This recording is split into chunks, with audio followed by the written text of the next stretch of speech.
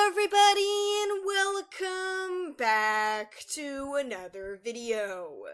So today I'm going to be discussing the early years of a character many fans love, and that's Qibli. And while he certainly rose to the occasion to be a hero in the second arc, this Scorpion Den SandWing didn't have life easy. His relationship with his mother and siblings have had a lasting effect, and it's certainly one worth talking about.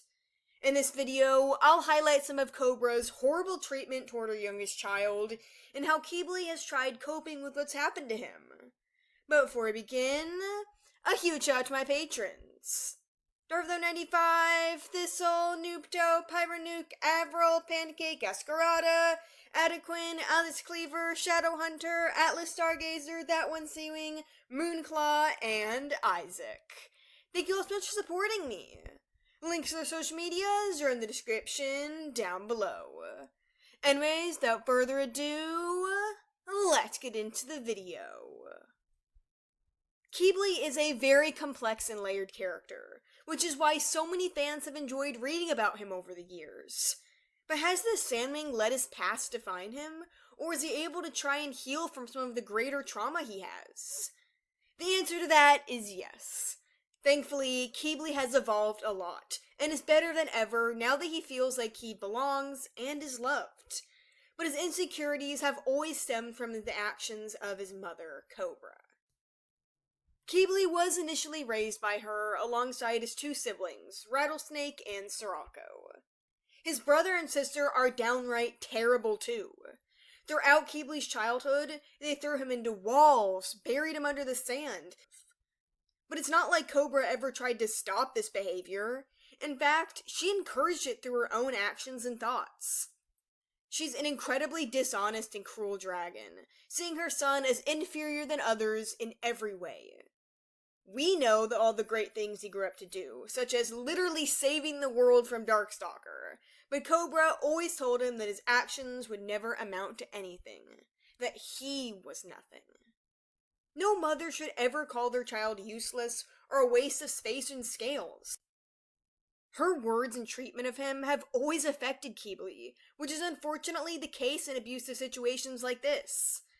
Even when he was free from her, taken in by Thorn, the young SandWing dragon always heard Cobra's voice in the back of his head, judging each move. She saw him as useless, and so that's how he felt for a long time about some things. And despite how little she cared, Qibli cared a lot. It's only natural to want affection from people, so he'd try his best to please her, but it never worked. Ultimately, he had to lie to himself about how much Cobra loved him, and he thought he had to prove himself as someone worth caring about. I mean, it's no wonder Qibli tries to mask his emotional desires and insecurities.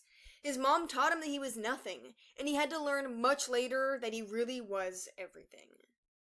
Thankfully, though, things began to turn around for this SandWing when Thor decided to be that source of support he always needed.